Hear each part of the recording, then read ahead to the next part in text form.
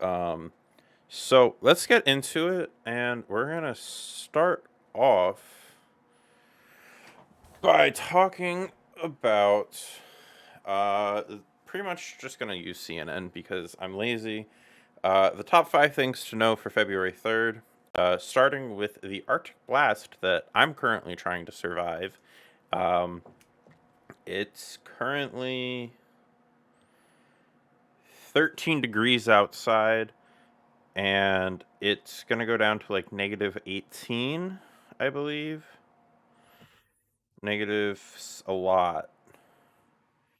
Yeah, we're supposed to hit negative 10 around 7:30 tonight, so I'm not looking forward to that, but Have like across the I deep don't think south, anyone particularly is. throughout central Texas. This is the scene coming out of Austin, and this is what we get when a shallow, dense layer of cold air below freezing settles into the surface of the earth. Precipitation falls through a warmer column just a few hundred feet above that, so it's in the liquid variety, but as it reaches the ground, it freezes with everything on contact, including the roads, including the runways at the airports, including trees, as well as electrical lines. We've had over 400 reports of ice and sleet stretching across more than a dozen states. Much of this centered across Texas and into Oklahoma as well as Arkansas. Look at these We're not impressive watching ice this. totals. In Fisher, Texas, we saw 3/4 of an inch of ice in I dark thought without. this was for These the will East expire through the Coast. causing treacherous, very cold Arctic Oh air. yeah, In here fact, we some of the go. coldest So like air this that is we're what's talking affecting about me. is an very, very tricky travels for the next several hours. The other big story that we're talking about is an epic once in a generation event across the northern New England region this weekend. Very cold Arctic air. In Once in a fact, some of the generation. coldest air in the entire northern hemisphere. That's going to settle in to places like Maine, Vermont, New Hampshire, and to a lesser extent upstate New York and into Massachusetts as well. These are not typos. Some of these wind chill values will rival some of the cold air outbreaks of 1982, 1988. Further south into Boston and New York City, this will be some of the coldest air that you've experienced in about a 5-year period. So very cold Arctic blasts. Prepare yourself for this. The good news out of this, I guess the sliver of hope, is that this will be a short-lived Arctic blast of air. We'll start to moderate our Yeah. temperatures by. See, I kind of so I grew up. I spent my high school years in northern New Hampshire, right? Like we're talking like the White Mountains. So I kind of find it hard to believe that like I mean, sure it's cold, but I remember I used to work at I don't know if how many of you guys ski, but Cannon Mountain. There's a bar there, and I used to work there. And there were a couple nights like working there that I would come out and my phone would say it's like -5. So -18 is like yeah, it's bad, but I don't know. That's just kind of my take on it. I did see that Mount Washington with wind chill is supposed to like almost get to -90, which is kind of crazy. Um, and I mean, just kind of stay safe. I know in Boston here, we like they're keeping the trains in the tunnels tonight. They stopped all the work on the summer tunnel. Um, and all of the homeless shelters have opened up and are adding more capacity at the moment. So, uh, hopefully, a lot of people aren't going to die, but please be careful the next couple days, guys, if you live in New England, because there is a very good chance that a lot of people are going to freeze to death this weekend. And as scary and fucked up as that is to say, because we're living in a end time capitalist society and like freezing to death should not be something that we have to worry about, but sadly there is a population that does. So just be smart, wear clothes, don't go outside if you don't need to. If you live up there, like negative temperatures like those are no joke. It's a bad time. Um, and I mean, the South are also struggling with that deadly ice storm. And I mean, we all know that when Texas gets an eighth of an inch of snow, the entire state shuts down because no one there knows how to fucking drive. But, yeah. All right. Next story that we need to know about is the spy balloon that I woke up this morning to hearing about. From what I've read so far, there is a solar powered air balloon that we believe is Chinese, and we're not sure if it's a spy plane or a spy balloon or what, but it's over the US right now, and we're not going to shoot it down because of the risk it poses by crashing. But let's see what the story says. Tracking a Chinese high altitude surveillance balloon floating above the northern US. It's currently traveling at an altitude well above commercial air traffic and does not present a military or physical threat to people on the ground. That is per Brigadier General Patrick Ryder on Thursday. And senior military officials have advised President Biden not to shoot it down because the balloon is about 3 buses in size, and they fear that falling debris could pose safety risk to civilians. They're also confident that the balloon belongs to the People's Republic of China, and although its current flight path carries it over a number of sensitive sites, officials say not to worry. So, I mean, it could be malicious spying, it could be anything. We know it's Chinese in nature, but we don't know per se if it is actually a spy balloon. It could just be a weather balloon that got lost. I mean, there's no real way to control weather balloons, but it's probably a spy. Let's see what CNN has to say. We are hearing directly from China after surprising reports that a suspected Chinese spy balloon is floating over the northern U.S. The Chinese Foreign Ministry spokesperson addressed the situation a short time ago, saying they're aware of the reports and will have more in a live report from Beijing in just a moment. But a senior U.S. defense official says the Pentagon is confident this surveillance balloon belongs to China. The U.S. has been tracking it for a few days and says it entered Montana via Canada. We've been hearing that it does not pose a serious risk, but it is traveling near sensitive sites. And people living in the Billings, Montana area definitely noticed something strange in the sky. Listen to this. There's the moon, right? And then there's that. What planet is that? Okay. Yo, that would be so creepy. That's the moon. It's a little fuzzy out here, and it's a kind of a cruddy phone, but it's slightly overcast. Well, what the heck is that? That's not the sun, and according to my little planet guide, it's not a planet. What the heck is that? Any help would be appreciated.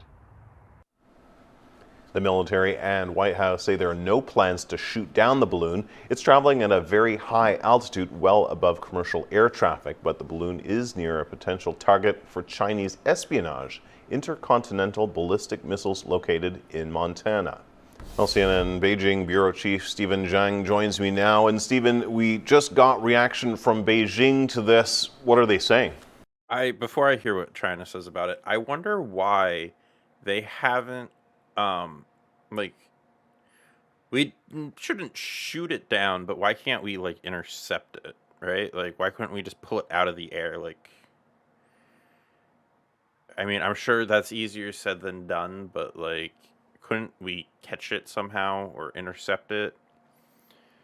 Do like a controlled fall? I don't know if we have that capacity. I feel like we would. Like, why couldn't we just send a plane up there and like attach something? Or I guess that's too high up for helicopters, isn't it? So interesting. I don't actually know how we would be able to take that balloon out of the sky. Maybe with our own balloon. Like, maybe if we sent a balloon up and got the balloon to hook on and then popped their balloon and it fell, and like we could use our balloon to make it a controlled fall. But also, I don't know if we want to knock out a Chinese spy thing because, like, sure, it's over the U.S., but what's that going to mean with our relationship with China? Yeah, Kim, I just came back from the Foreign Ministry's daily briefing where I asked them 3 questions about this alleged Chinese spy balloon. What's interesting is the spokeswoman did not deny the balloon belongs to China outright. Instead, she gave this rather vague answer, as you can see on your screen. She said, "We are aware of reports of the balloon and are trying to understand the circumstances and verify the details of the situation. I'd like to stress that before it becomes clear what happened, any deliberate speculation or hyping up would not help the handling of the matter." She added, "China is a responsible country. We act in accordance with international law, and we have no intention of violating other countries' airspace. We hope relevant parties would handle the matter in a cool-handed way." So this rather muted response seemed to give some credence to the analysis by some U.S. experts that the revelation of this balloon was deliberate on the part of some U.S. officials to really put the Chinese on the back foot ahead of the Blinken visit, to allow the secretary to really address this issue with them more directly, to confront them, to basically tell them what the U.S. knows and what the U.S. would like to see Chinese do. But it's also interesting that when I and other reporters asked the Foreign Ministry spokeswoman about if this revelation would have any impact on this planned high-stakes visit, she dodged the question, simply saying she has no information or updates to announce. But the timing of this, of course, is what makes this very delicate and also potentially highly consequential, because it really complicates things at a time when both governments, at least publicly, are saying they're trying to reset or at least stabilize this increasingly contentious relationship. Oh, okay, so that cut off, but I guess, yeah, what he was saying there, if you guys missed it, one of the major concerns at the moment is Blinken is about to go to China for some sort of diplomatic meeting. And this could be kind of bad because, I mean, if they're spying on us, that's not very good for diplomacy. But I do want to know,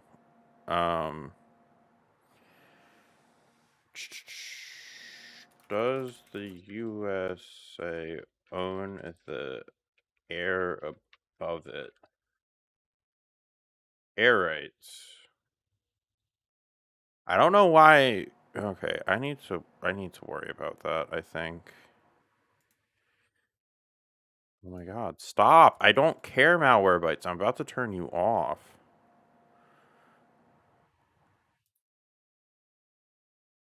Sorry, that was annoying me. Yeah, fuck you. Specific federal oh my god, stop. I don't care. I hate Malwarebytes sometimes.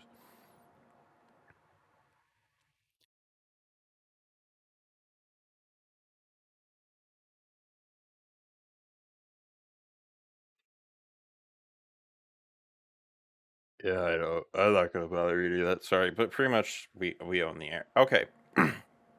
So this story, I kind of want to cover 2 parts here, because there is also this that has just come out, which is a Russian soldier. I'm pretty sure he was like a higher ranking officer. He wasn't just like a common soldier.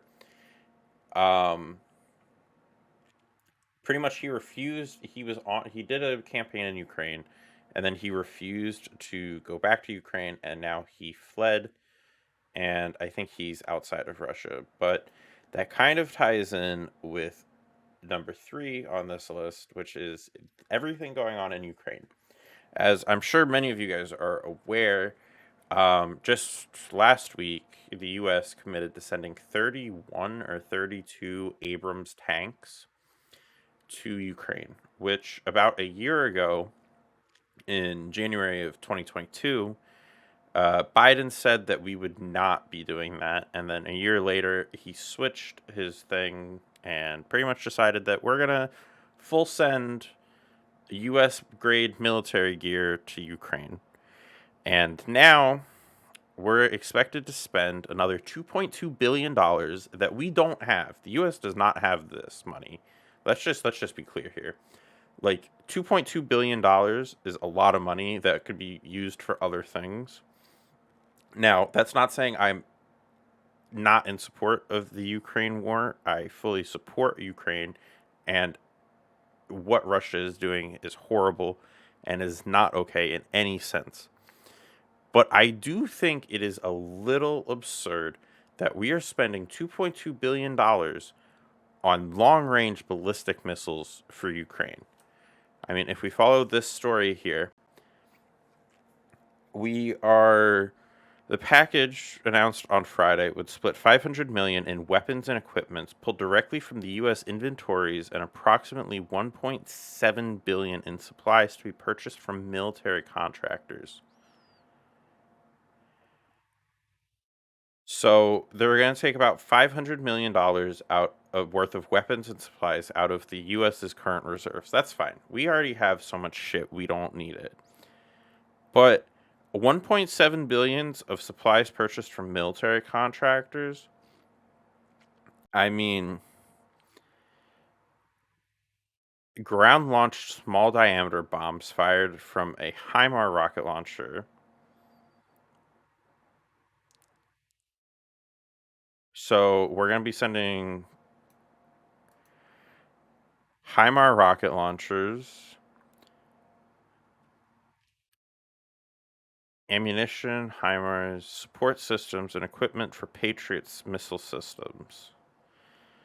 So it's things that we already knew were going to get sent, but now it's just a little crazy. I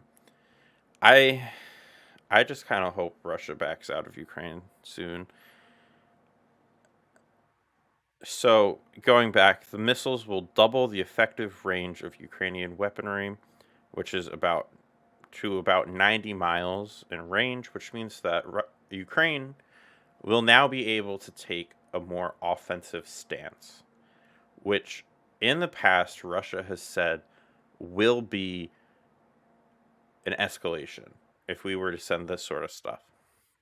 So it will be interesting to see what happens once this stuff is actually on the ground in Ukraine, and if it will ever actually happen. Because, I mean, you don't just come up with this type of stuff overnight. It's going to take weeks, if not months, to get all of this stuff together, and then even potentially more weeks or more months to get it to Ukraine securely and safely.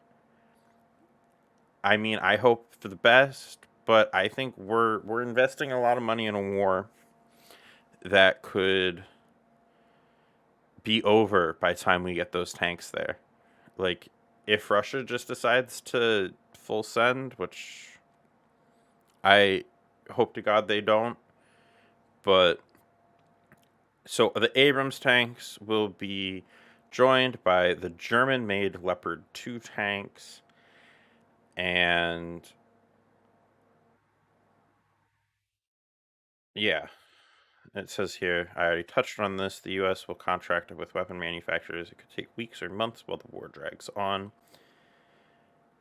And they're expecting that the package could be announced today, so we'll keep up to date with that. And if there is more updates during stream, I'll let you guys know. If not, this little clip will be going on YouTube, and there'll be more information in the pinned comment. Kherson is a ghost town. We're gonna move on. Number 4, tobacco ban. So, I don't know about you guys. In college, I used to jewel tobacco, nicotine. I never really got into it. I just smoke a lot of weed. I don't even really drink anymore, but So, pretty much a CDC survey has determined that 40%? No. More. A poll. Okay, let's try this poll. Support for policies to prohibit the sale of menthol cigarettes and all tobacco products among adults in 2021.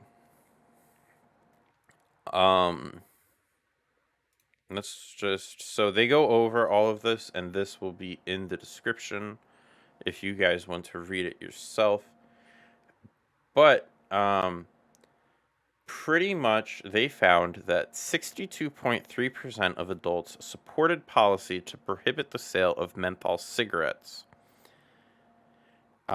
This was broken down by sex, 59.5% of men and 65% of women. Um, and then by education, it was 57.4% of adults with a high school diploma or less, and 68.7% of adults with a college degree or higher. So that kind of shows that there is a correlation between level of education and understanding of how dangerous tobacco products can be.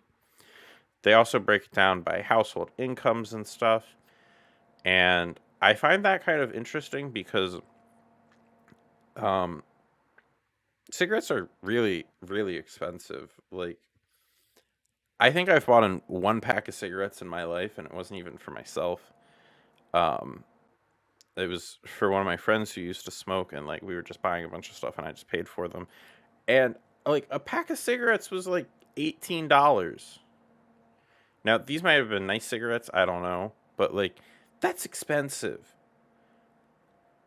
I don't have $18.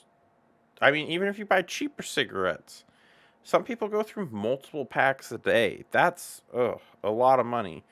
But pretty much this study and the report has been showing that cigarette smoking is on the decline, and there is an increasing amount of support to outright ban the sale of them, which I think wouldn't be a bad thing. They want to ban menthol and flavored cigarettes. We could, and maybe I'll make a different video on this, but we could get into the fact that menthol cigarettes were systematically targeted at African American and Black communities because, fuck, I forget why they were. It's menthol cigs targeted at Black communities.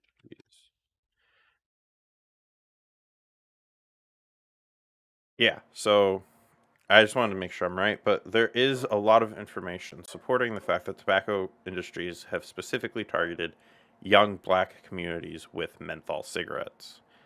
I believe menthol cigarettes were originally marketed as being a healthier alternative to straight cut tobacco cigarettes, but I, again, don't know a lot about it, so I don't want to talk as though I know what I'm talking about, except that is exactly what I am doing. Menthol is the last allowed flavor in cigarettes, and it makes smoking easier to start and harder to quit. The additive can mask the harshness, and irritation of tobacco, making cigarettes more appealing to young people. So, if you guys don't know, menthol is, I believe it's like a mint flavoring, and it pretty much like the cooling mint helps to make it not hurt. Because if you've ever smoked a cigarette, that shit hurts. Like, your lungs hurt after smoking those. At least my lungs do. I mean, I could smoke like 3 or 4 bowls and my lungs are fine. I could smoke one cigarette and I feel like I need an inhaler. It is also estimated that a study published in 2021 estimated that menthol cigarette bans in the U.S. could prevent up to 650,000 premature deaths over the next 40 years. So, premature death means dying before you should. Dying of preventable causes. Like, pretty much smoking cigarettes makes you live less. Like, you're going to die sooner if you smoke cigarettes. So don't smoke cigarettes. It's that simple. Finally, a really weird one, because I think all of my fellow weed users, marijuana enthusiasts, have all used eye drops in the past. Visine is our best friend. And it came out that the FDA has a recall on Ursary Care due to a possible contamination. This was released on Thursday by the FDA, and it comes after the CDC it was investigating 55 reports of an infection in 12 states that may be linked to the products. Some cases resulted in permanent vision loss or hospitalization, and one person died. We're talking about eye drops, guys. Like the things that you put in your eyes when they're itchy or you don't want to have red eyes from, like, you know? It's killing people and it's making them go blind. And they were sold online across the U.S. in multi-dose bottles.